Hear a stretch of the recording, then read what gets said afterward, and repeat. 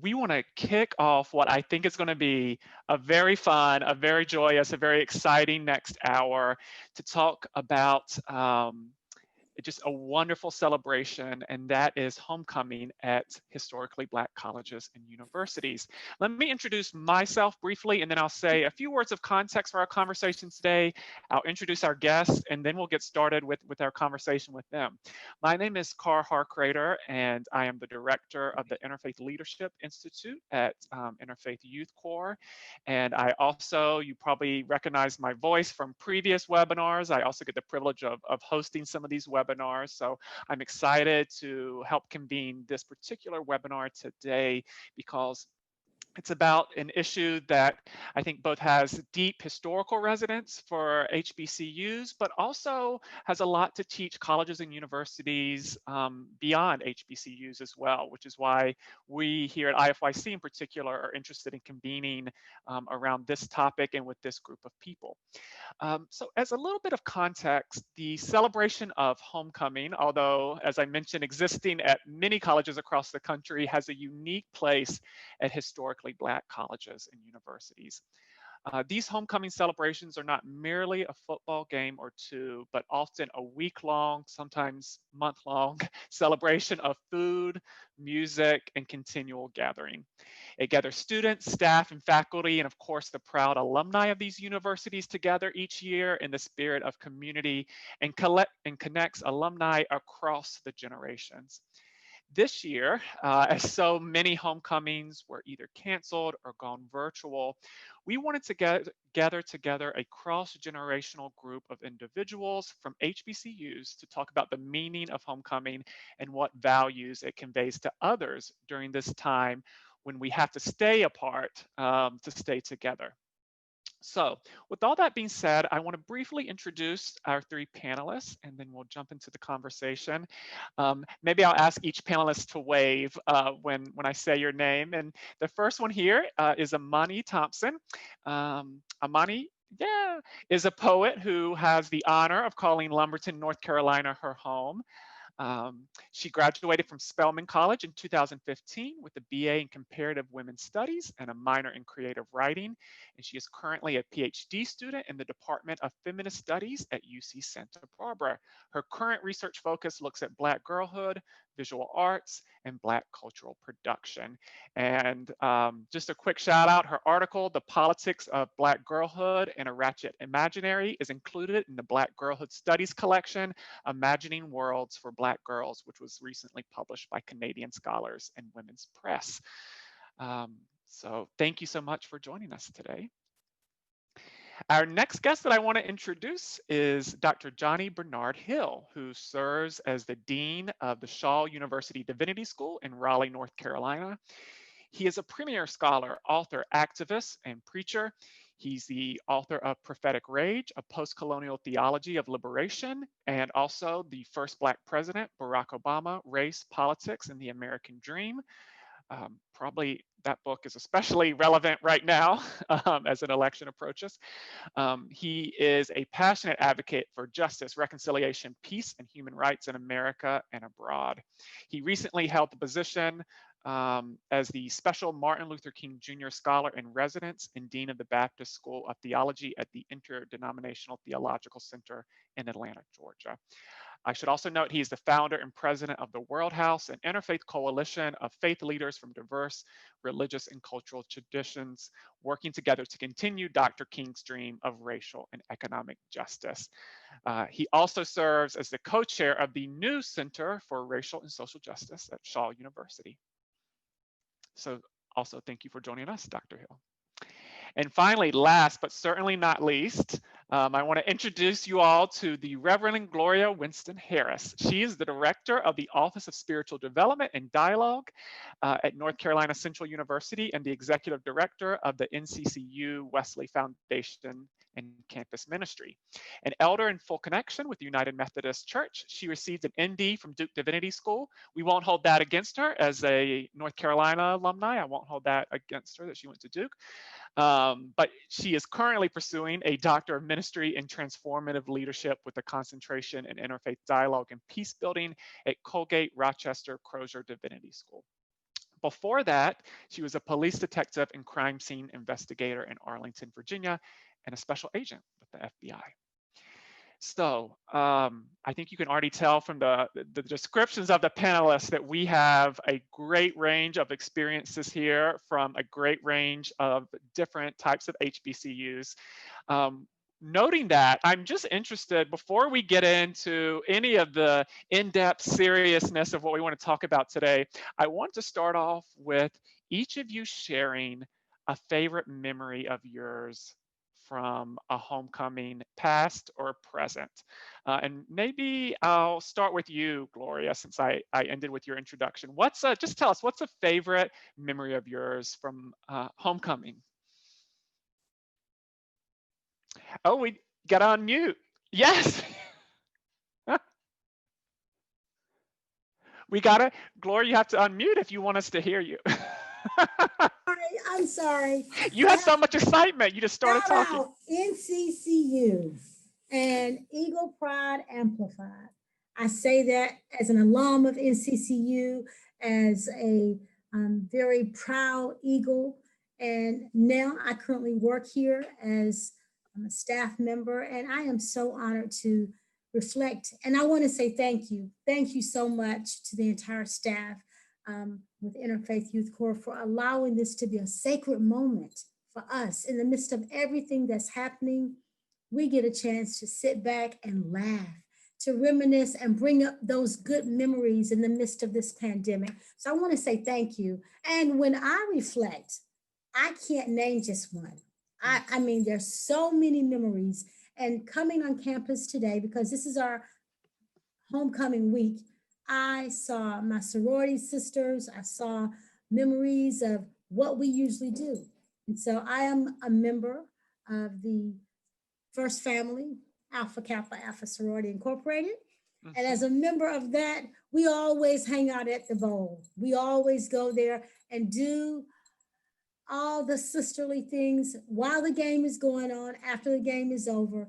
And I am reflecting on that because you get to see so many other sororities and fraternities that you haven't had a chance to gather. And I'm reminded that that's what it's all about. It's a family of brothers and sisters that come together. And the game may be going on, the game may be finished, but we're all still there laughing and hugging and singing and just saying hello and checking in. We forget about the time. We forget that it's time to go home. And so I'm reminded today of what it means to really be in fellowship with your family of faith, your family of fraternity or sorority, and just knowing that this is a time to gather. And so that's my favorite part of homecoming. I get to the tailgating, I love it, smelling the food, eating. But after getting by all of that and going to the football field, I come back to the bowl. That's where you see people you haven't seen in years. That's where you get a chance to really look out and see what it means to be at a HBCU. The word is love for me, all the love. And thank you for the honor to be able to express that.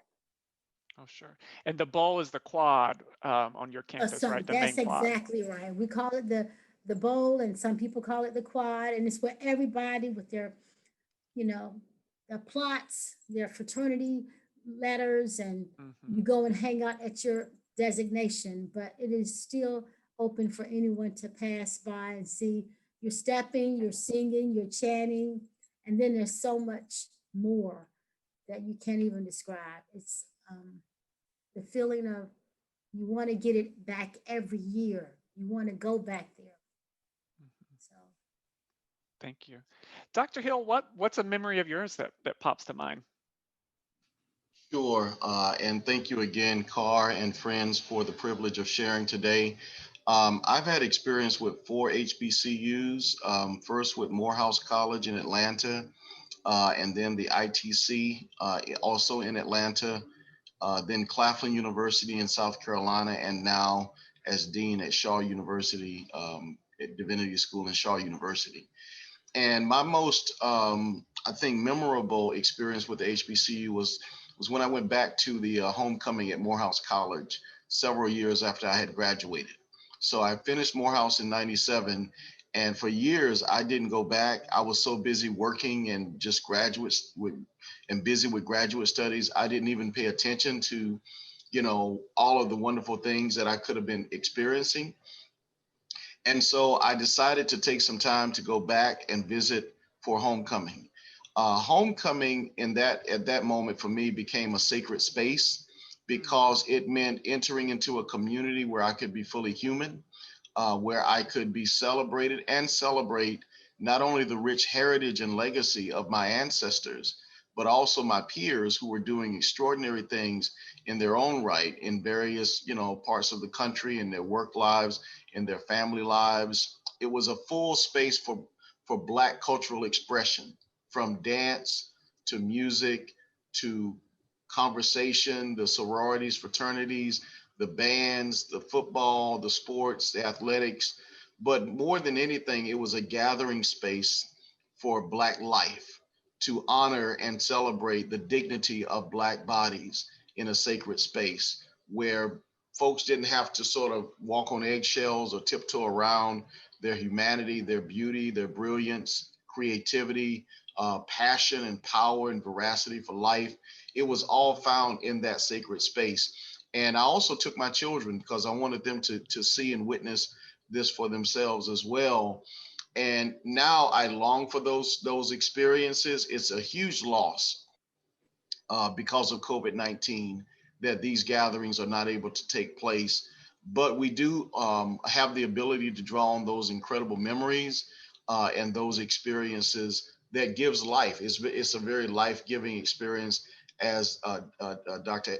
Winston Harris has mentioned, it really is one of those spaces where you're able to come alive and to experience the fullness of life as a person in America, as a Black person in America, because beyond these sacred spaces of HBCUs and homecoming, we live and exist in a racialized society where we're constantly bombarded with these images, negative images, stereotypes, and systems of oppression that constantly conflict with the dignity of Black life.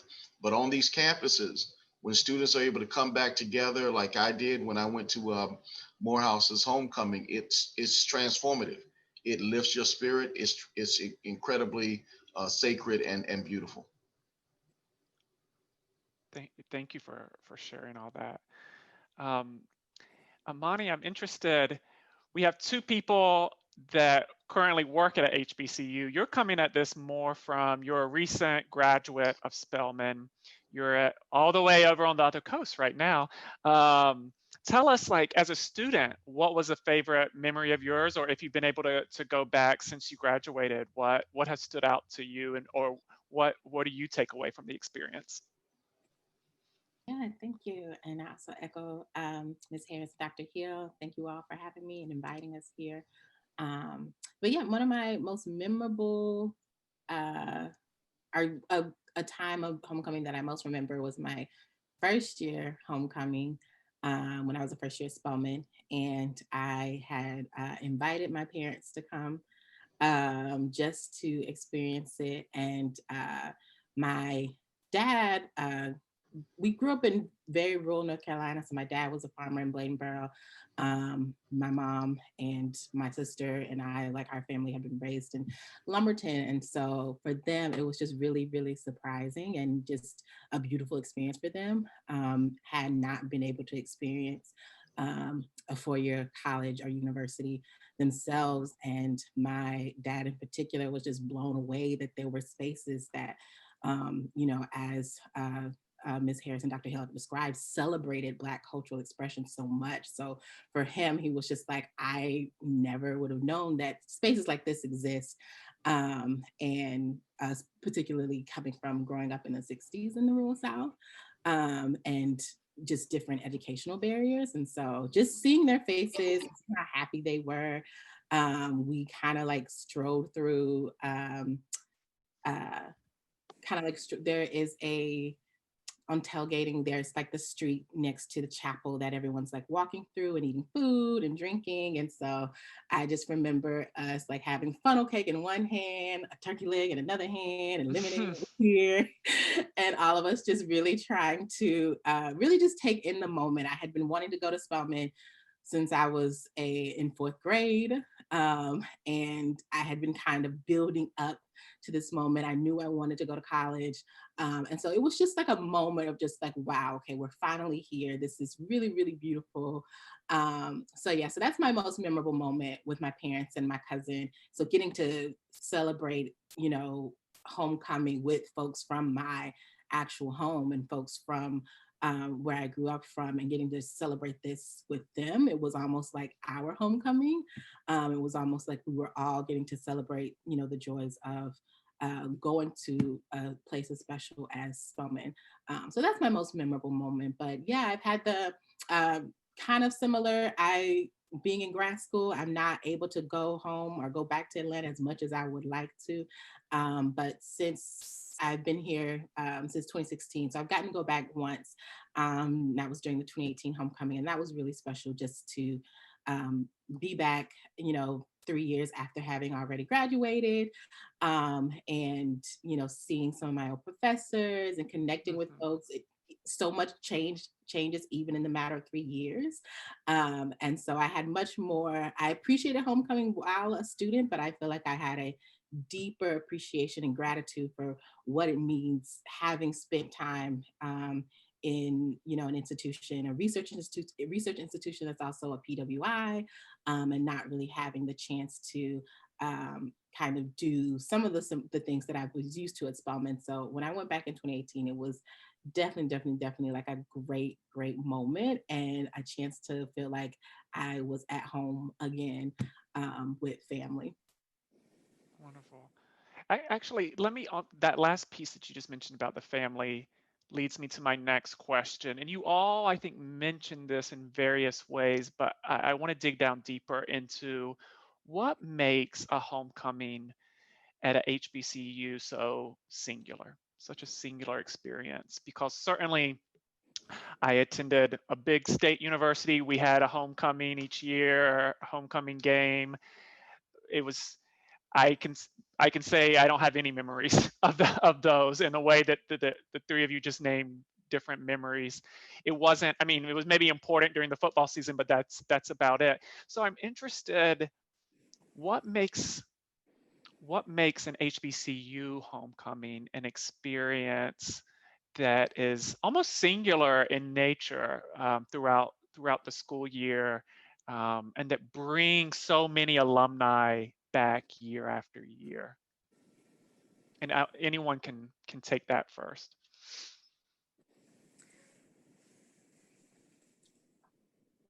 I'll respond.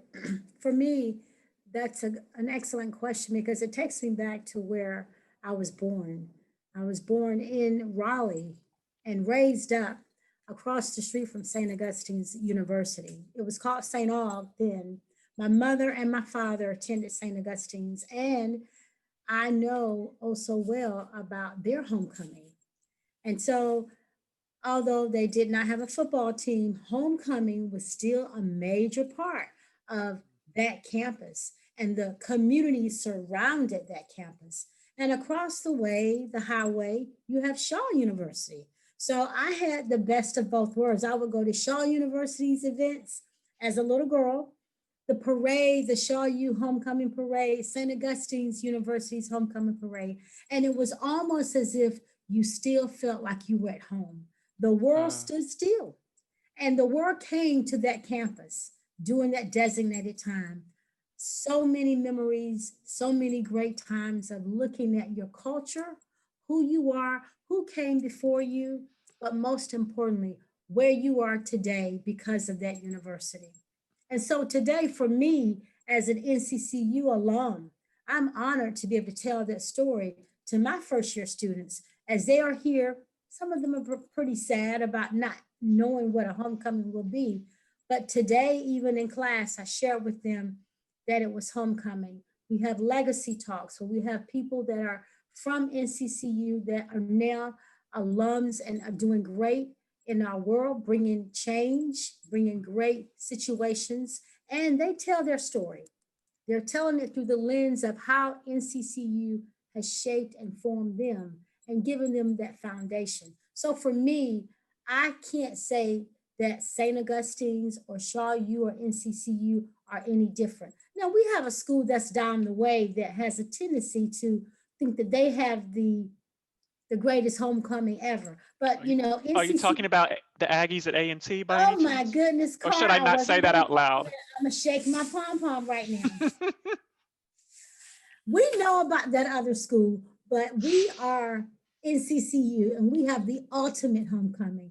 And I believe that the Shaw U Bears, with all of that excitement, they believe they have the best. And then you have St. Augustine's Falcons, they believe they have the best. But the single thing that is there, and you can go to either one, you're going to feel welcome. You're going to feel like you're at a place where the world is standing still. Nothing around you matters. What's happening on that campus is full of life, full of love, full of all the pieces to take you back and to bring you present. And so I would say for me, I am honored that when I do go on any campus that is celebrating homecoming, you feel as if it's a family environment, that you are welcome and you fit right in with the food, with the cheerleaders, with the team, whether it's football or basketball. And you might wear some different colors. You may wear a different, logo, but you would blend in because everyone looks at homecoming as that time of really sharing from the heart. Mhm. Yeah, Oh, go ahead. I was just about to say, just to add to that point, um, I think that homecoming is more than just a university program for many HBCUs.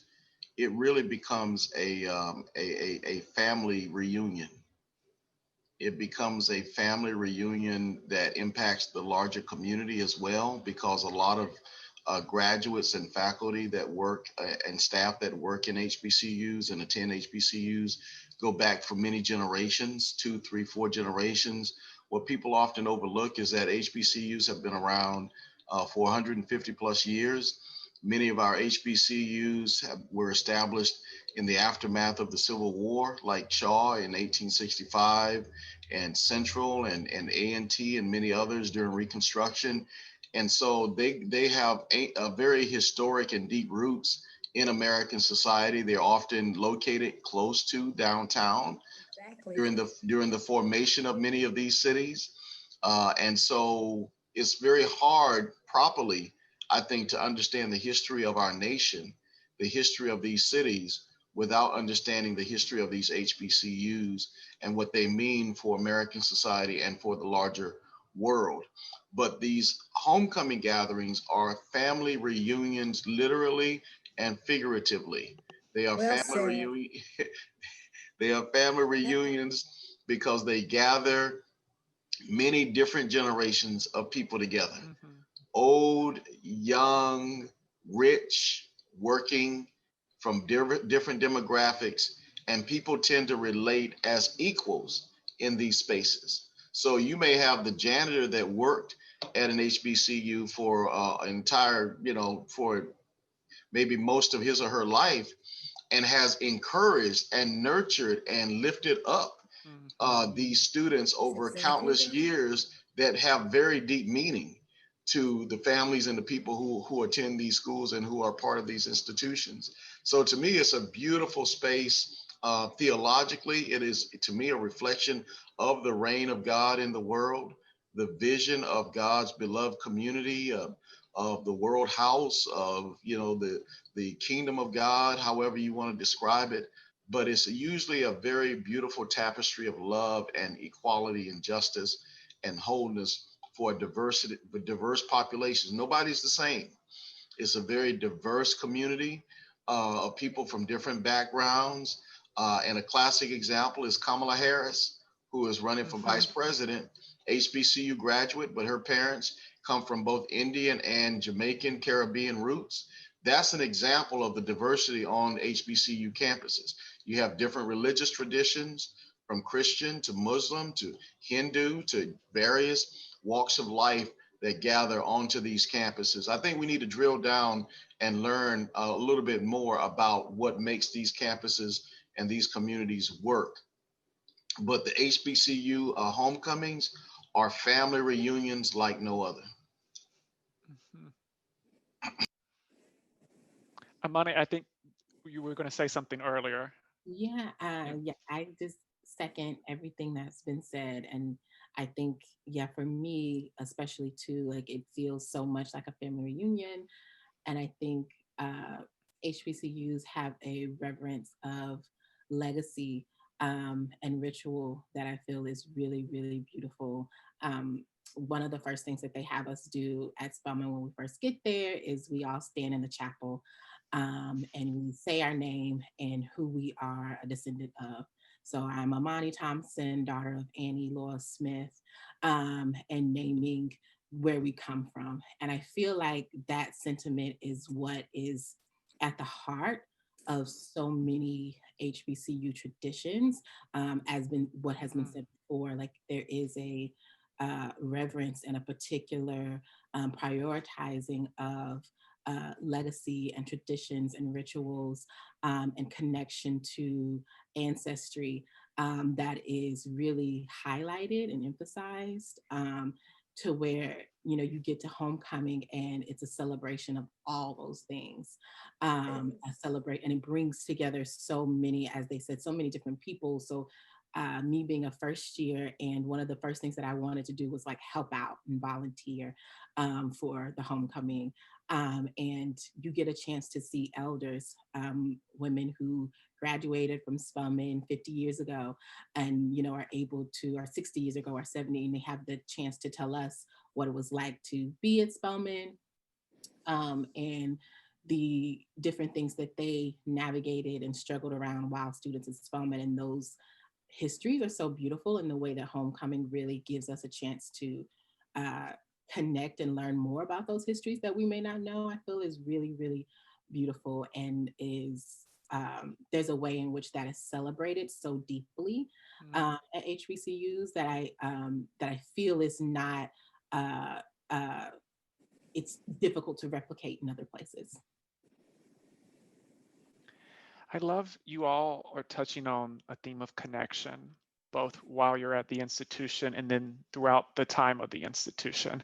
I think it was Dr. Hill that was talking about how at the homecoming you have older alumni, you have people that are working there, whether it's the janitor or the president, all coming together at the same time. Future alums, I'm sure both Definitely. families literally are bringing their children and hoping that they attend that institution in the future. I'm interested, so knowing that, hearing that, this is a time where unfortunately we have to be apart. And it was so much based on connection. I'd love to hear from, especially Dr. Hill and Dr. Winston Harris, how are your institutions doing homecoming this year? I know I assume it must be virtual in some way. How are you thinking about recreating that? Yeah, I mean, Um, yeah. that's a good question. I think that that first the institutions, almost every HBCU that I'm aware of, is trying very hard to be as creative as possible to maintain that connection and give some version or aspect of the homecoming experience to alums and friends and families and networks.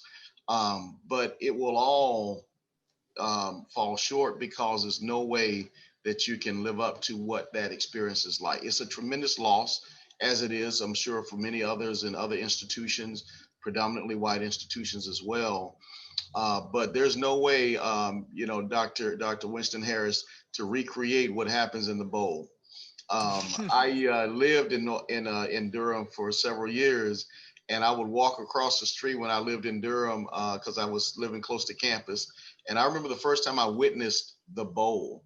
And Carr, what that Unbelievable. is, and Becca and Ashley, what that is essentially a dipped in sort of amphitheater kind of space. Mhm. Imagine a Greek amphitheater that is covered with human beings moving in simultaneous rhythm to songs and music. Unbelievable. with a creative sort of organic energy that is flowing in and among this community. I don't know, probably 10,000 people plus Oh, in wow. these Ugh, spaces. That is absolutely serious. extraordinary. And although A&T has the name, I What believe, school? What? What? but I believe last year The. Central's was voted number one, the number Yes. one HBCU. I mean, Yes. homecoming. Yeah. So Yes. Okay. Yes. Well, I'm gonna just jump in there because you hit a nerve, but I think it is so true. Um, that it is a loss. It's a loss, but what we believe is that we can hold on to our memory. And if it's edged in us, then we can allow it to come to the forefront. And I think that that's what we're doing very well at North Carolina Central. Just Sunday, we had our homecoming worship service. We kick off every homecoming with a worship service, and we were honored to have Keela Richardson, who won BET Sunday's Best this past year, and also DeMarcus Kelly. They are the national recording artists that helped us to make this a live experience. So we aired it through Facebook and YouTube, and we wanted our community to be a part of it. So we had our community partners, campus ministries, businesses, alums to send shout outs, happy homecoming. And we recorded them and made this one complete hour and a half worship celebration. Live music that was recorded, a message, our students, they gave shout outs, our vice chancellor for student affairs. But that was one way to say we can still celebrate. And we're going to make this as much of a live performance as we can. And that set the tone.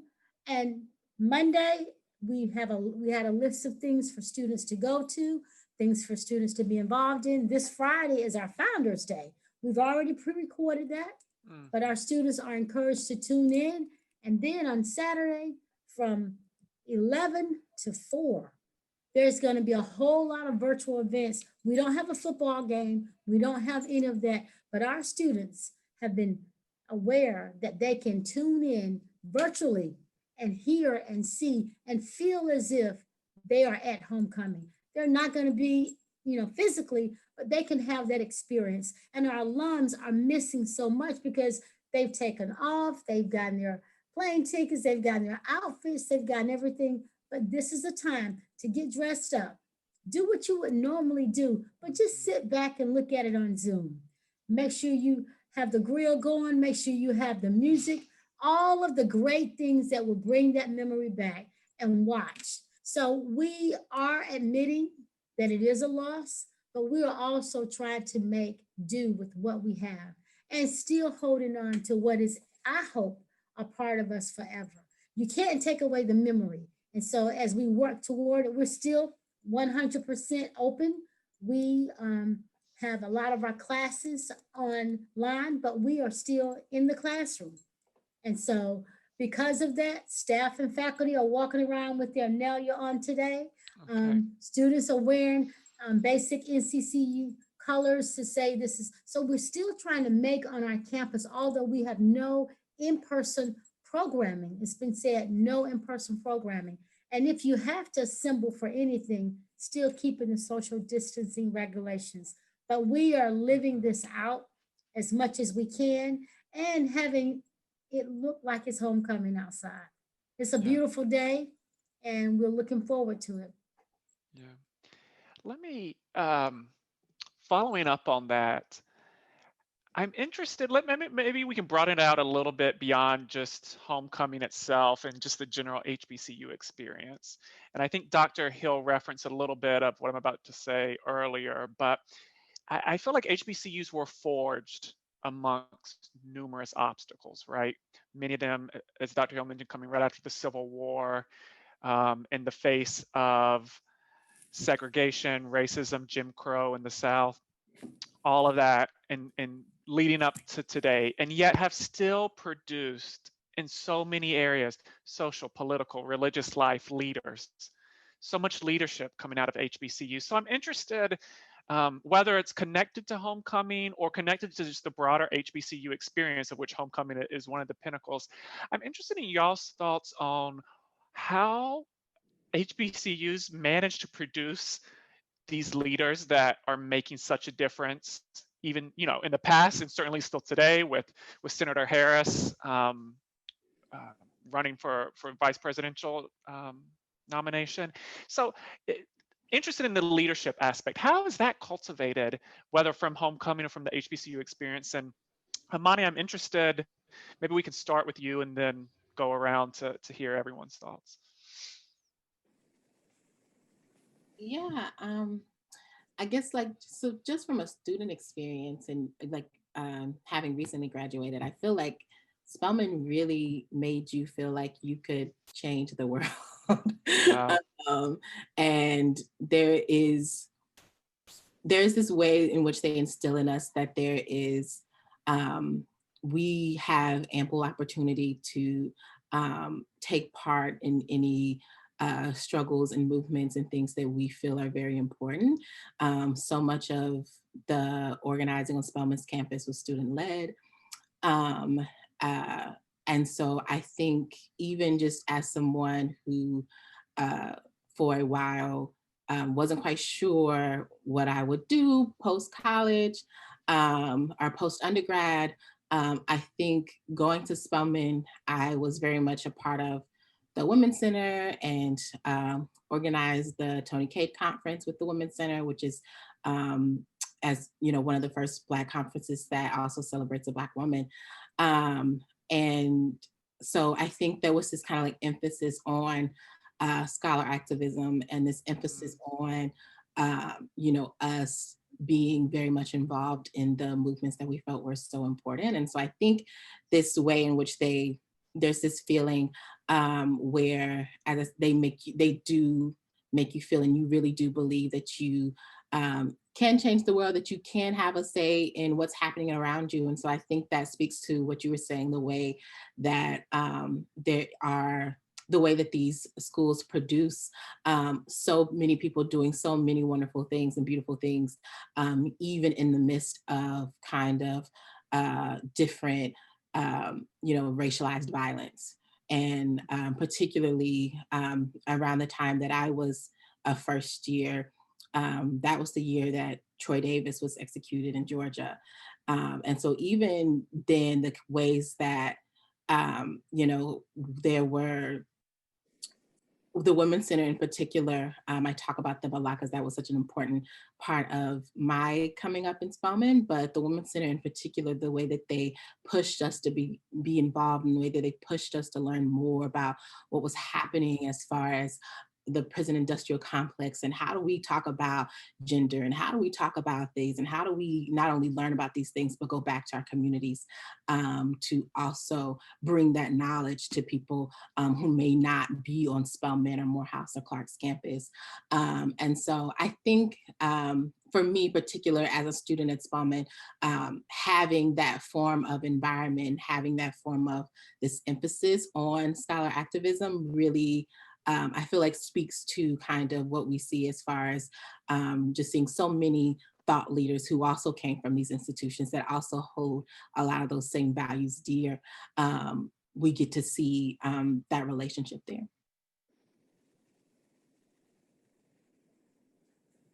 I'll respond very quickly. I think of two ways that it's being done, and I say this from a personal place and also a very endearing place. The first is through giving back. I can say that at every homecoming, there's been a youth program, a component, or each institution has given back in some way, pulling the community on that campus, allowing these young students, young people to see what it means to see a step show, to come to a game. Every HBCU has some component where the young folks from that local community get to come on campus. They're welcome. It's not like, oh, this is our homecoming. So I really believe that when you feel welcome, you feel like you can be and do just like you see this in your environment. And so NCCU, Shaw U, and St. Augustine's, each of them had their doors open for the community to come. And especially in ways where there were free tickets or opportunities for youth groups to come on campus to have that experience.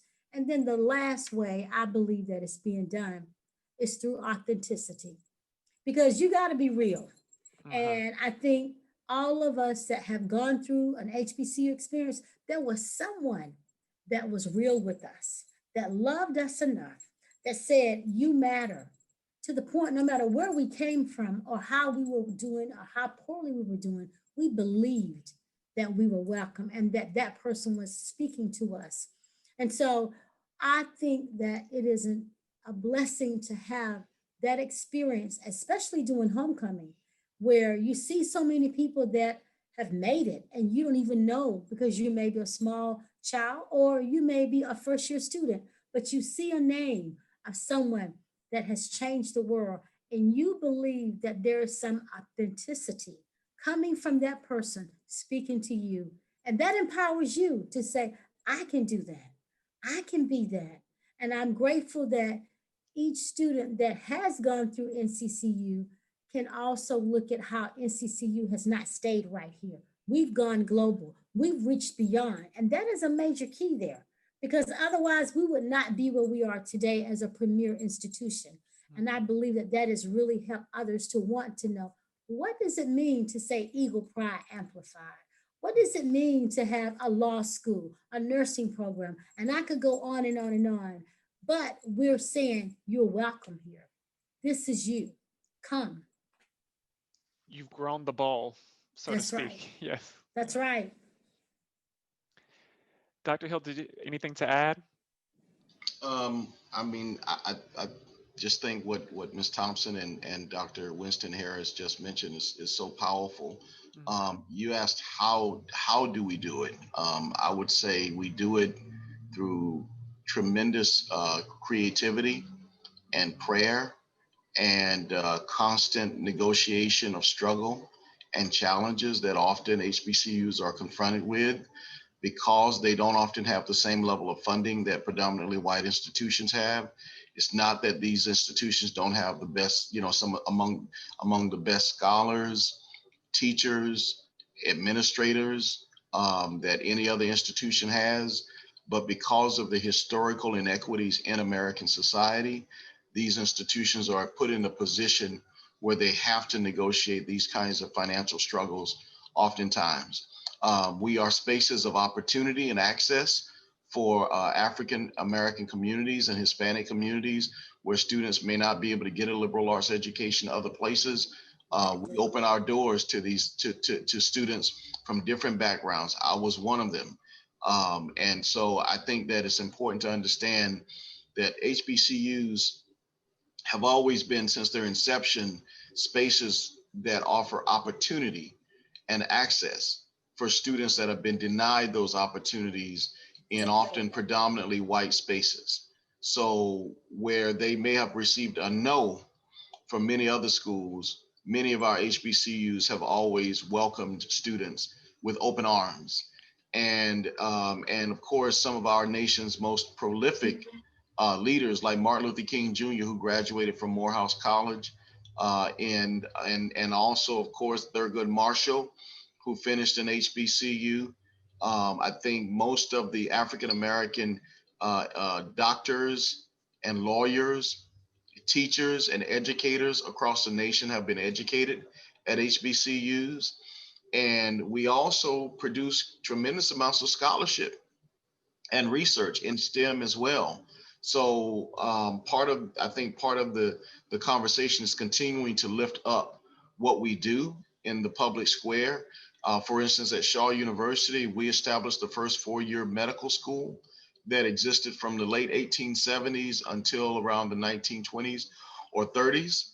That was right at Shaw University. And until they started changing a lot of the sort of policies and protocols at the federal level, we had to shut down our medical school, but it produced over 400 medical doctors and was the first four-year medical school in the nation. Before that, medical schools were just 2 years. Shaw said we wanted to do it better, so they established the first four-year medical school that existed for half a century.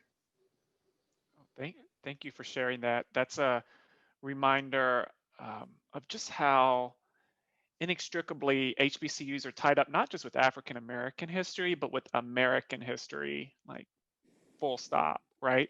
And I say that partly because the first time I ever heard of an HBCU or an HBCU graduate was in history class, learning about the sit-ins in Greensboro, North Carolina, and the four students from NCA&T that helped lead those. And then you think about SNCC being founded at Mhm, Shaw, mhm. and just so much, and all the leaders that you all each named through various parts of American life have. It really, I hope, reminds people that HBCUs are part of and influence the grander American story as well. Um, with that being said, I want to remind folks, if you want to start, if anybody has questions for our wonderful panelists, go ahead and you can either put those in the Q&A button down there or in the chat, and I'll make sure to note both of those things. So feel free to go ahead and start writing those in there. While people do that, though, I want to throw, I don't think I mentioned this question to any of the panelists beforehand, so I apologize if it's a curveball. I think it'll be an easy curveball, though. Hearing all this about the connection, the family atmosphere of HBCUs, and knowing that this webinar, people are watching who are from HBCUs and who are not. Um, and also knowing that we are about to go into a very difficult election period, right? Like the country, it's a very divisive time right now. With all that being said, I'm interested in maybe each of you could share a person or an idea or a mentor that inspired you from your HBCU experience. And that can be a professor that you had there. That could be someone like a Dr. King that went to Morehouse that you might never have met, but is profoundly influenced by their work and their teaching. But I'm just, if I think it would be such a wonderful thing if you all could each share somebody that you think that the people watching should know about, whether it's someone personal to you or someone grander than that. So um, I'll give you a second to think about that, and then um, maybe Gloria, I'll start with you. Sure. Who can you share with somebody who has inspired you from your HBCU experience? I would have to begin with the chancellor that was a major mover and shaker, Dr. Deborah Saunders White. She truly inspired me. Once I got to this campus, she was the chancellor, and it was the first time there had ever been a female. Hmm. And she was moving around, changing the culture, changing the atmosphere. We were all speaking about excellence, excellence. I mean, she had a shift.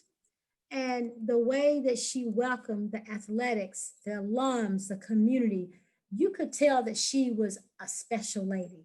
Uh-huh. And not only that, she was approachable. She was truly loving the students. She was one that wanted to give love, even in that position. And yet, she was graceful. She was elegant. She was my sorority sister.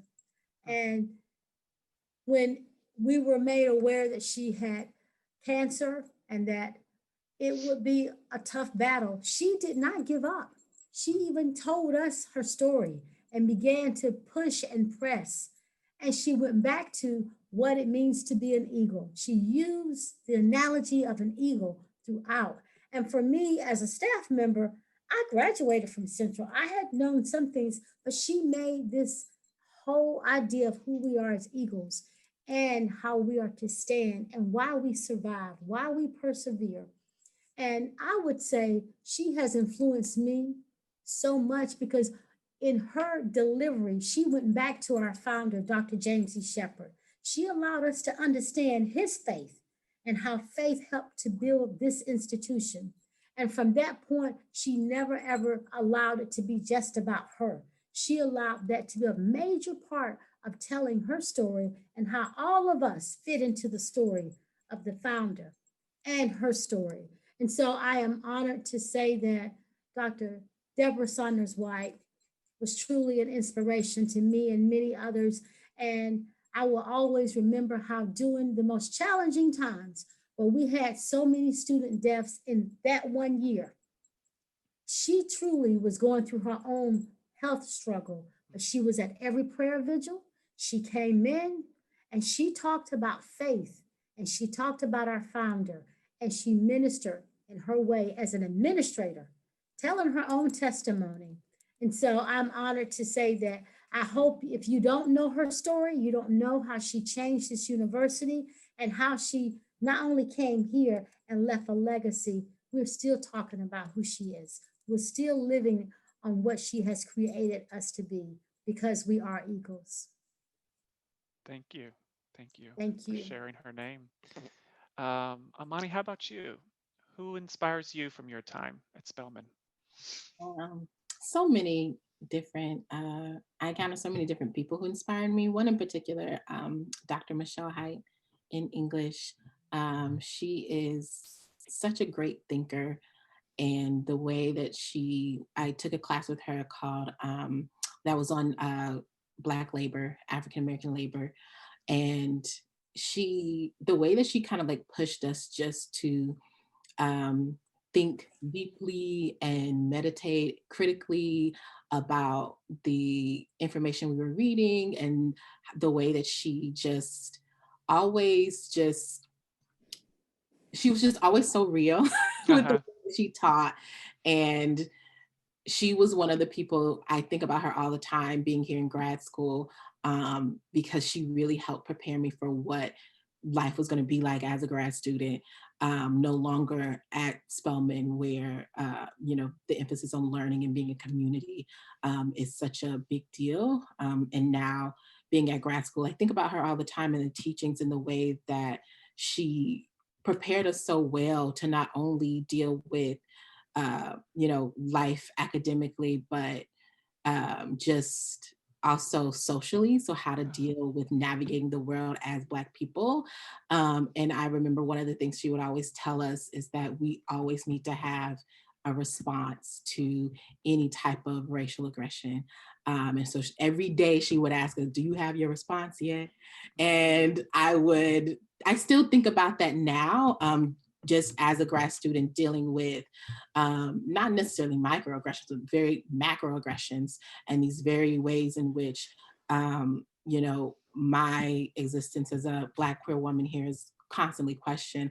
But I think about her all the time and the way that she encouraged me to, find ways to navigate that and respond to that in a way that didn't make me feel like I didn't belong here.